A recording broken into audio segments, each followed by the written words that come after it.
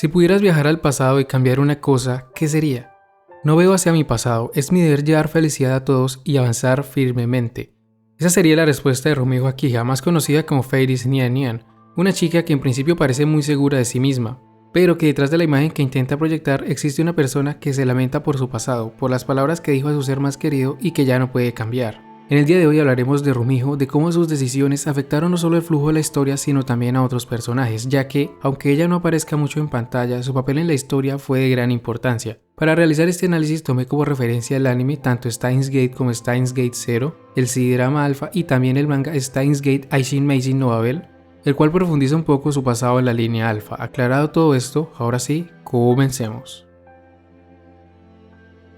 Iniciemos hablando por su pasado. Feiris es la hija única de Yukitaka Akija, un empresario que con el tiempo lograría adueñarse de gran parte de Akiba. Sin embargo, debido a su éxito en los negocios, Yukitaka pasaba la mayor parte del tiempo trabajando. De hecho, serían muy pocas las ocasiones en las que Feiris podía verlo. Ella se preguntaba por qué nunca estaba con ella. ¿Acaso no le importaba su hija? La verdad es que para Yukitaka su hija era lo más importante del mundo, pero aún así él no podía descuidar su compañía. Lo único que podía hacer era disfrutar al máximo los pocos momentos que tenían juntos. Un día, su padre le preguntó qué quería para su cumpleaños número 8. La respuesta era obvia, Feiris no quería nada costoso ni extravagante.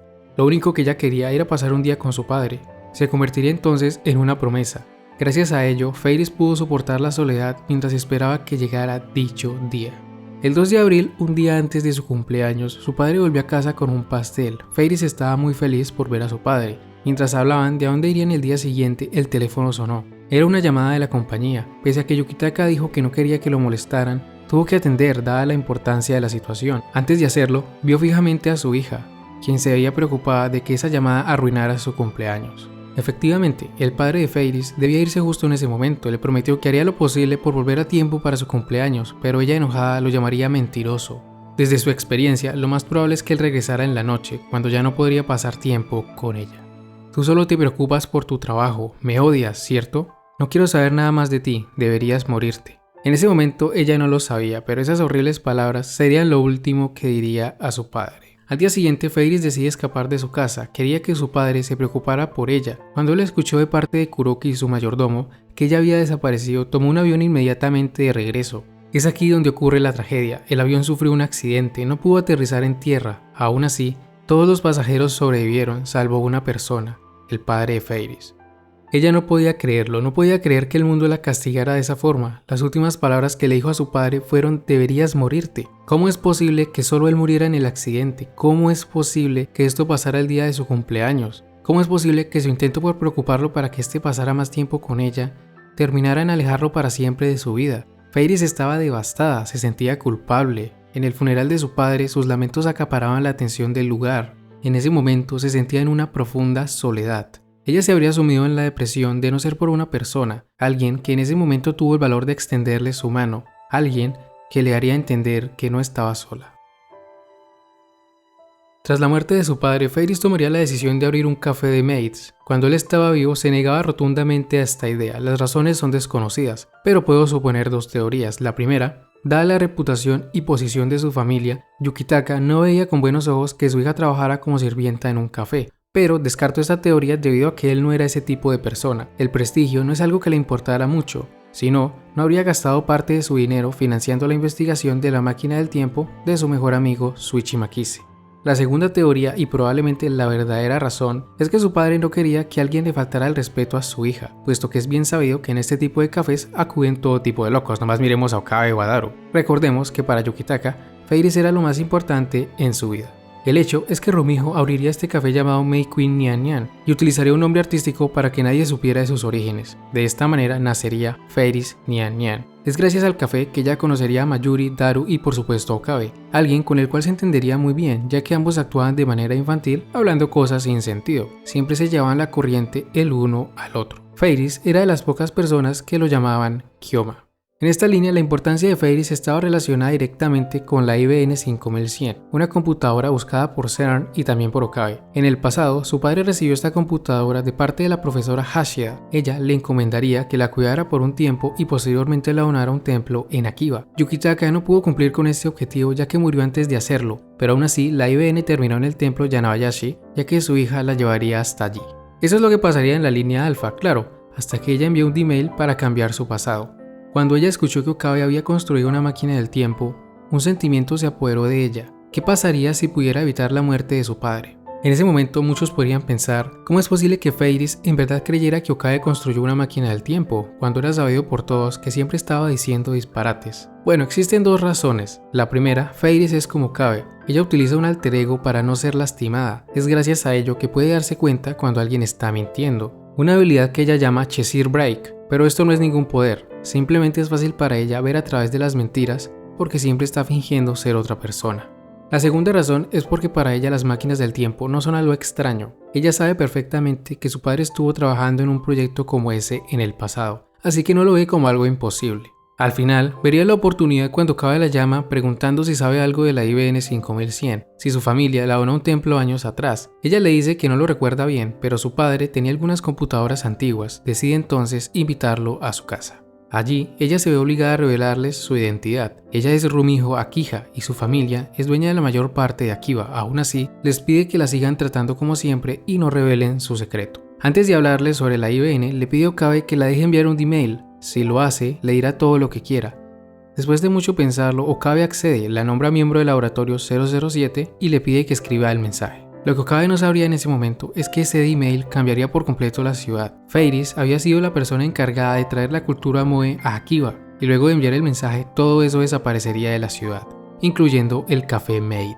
¿Pero qué fue lo que ella envió? ¿Qué parte de su pasado cambió? La respuesta estuvo frente a los ojos de Okabe una vez experimentó Ringsteiner. El padre de Feiris seguía con vida, aunque claro, Okabe no sabía que este había muerto, por lo cual no le dio mucha importancia, pero aún así le preguntó por la IBN. Este le respondería que tuvo una en el pasado, pero debió desprenderse de ella.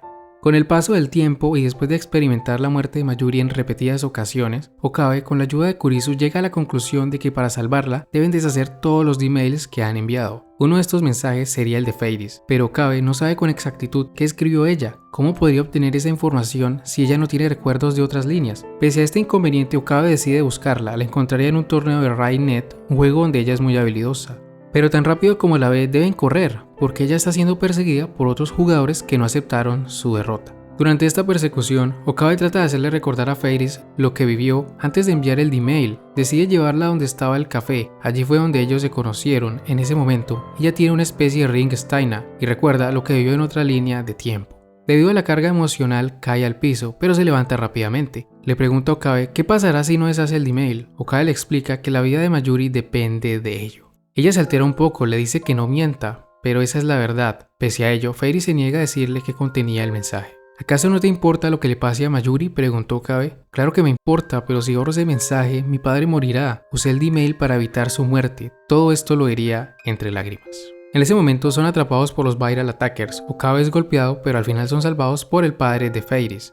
Este le agradecería a Okabe por cuidar a su hija. Dice que si él hubiera ido al torneo, nada de esto habría sucedido. Pero Feiris le diría que no es su culpa, él tenía que trabajar. Estas palabras son muy importantes porque reflejan la culpabilidad de Rumiho. En el pasado, ella le reclamaba por dedicarle más tiempo al trabajo que a su relación como padre e hija, pero al saber que este murió por darle prioridad a ella, decide ser más comprensiva con él. Ella lograría convencer a su padre para que le cuente a Okabe la verdad sobre la IBN. Yukitaka le contaría que la profesora Hashida se la entregó en el pasado, pero tuvo que venderla para pagar el rescate de su hija 10 años atrás. Desde ese momento, él trata de cumplir las promesas con su hija.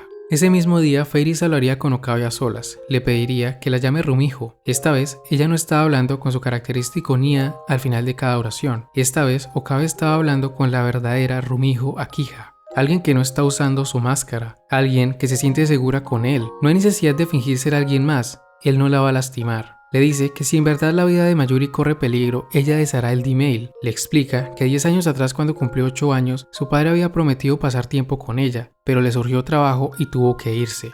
Ella sabía que no podía hacer nada, pero se sentía muy sola. Pensó que él no la amaba, le dijo que lo odiaba, que quería que se muriera. Esa sería la última vez que le habló. Su padre moriría en un accidente de avión, irónicamente, cuando trató de viajar temprano para volver con su hija.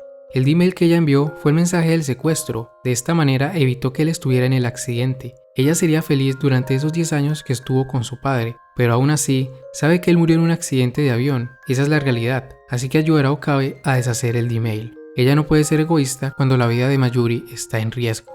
Okabe le pregunta si está segura. Por supuesto que no lo está. Tiene recuerdos de lo que pasó antes y después de enviar el email. Sus recuerdos están mezclados, no sabe qué es real y qué no. Okabe le dice que debe haber otra manera, pero ella se niega, no quiere causar más molestias. Lo único que le pide a Okabe es que la deje llorar un poco. Al día siguiente, Feiris actúa como siempre y envía el email, pero antes de hacerlo, le pregunta a Okabe si sus recuerdos desaparecerán. Este le dice que sus recuerdos son de antes y después, así que es muy probable que recuerde todo. Ella se alegra y le dice que eso es bueno, a ella no le gustaría olvidar el tiempo que pasó con él. Al enviar el email, Akiba regresa a la normalidad. De nuevo, la ciudad está llena de moe. Esta vez, Okabe aparecería en el laboratorio luego de activarse Ring Steiner. Allí llegaría Feiris preguntando por su celular. Al parecer, Okabe lo tenía. Impresionado de ver a Feiris nuevamente con su traje de maid, la toma de sus hombros y la ve fijamente. Los demás piensan que está haciendo algo pervertido, pero Feiris les explica que ellos se enfrentaron a una gran oscuridad en su vida pasada. Lo que experimentaron los hizo muy cercanos, dando a entender que ella recuerda todo lo que pasó.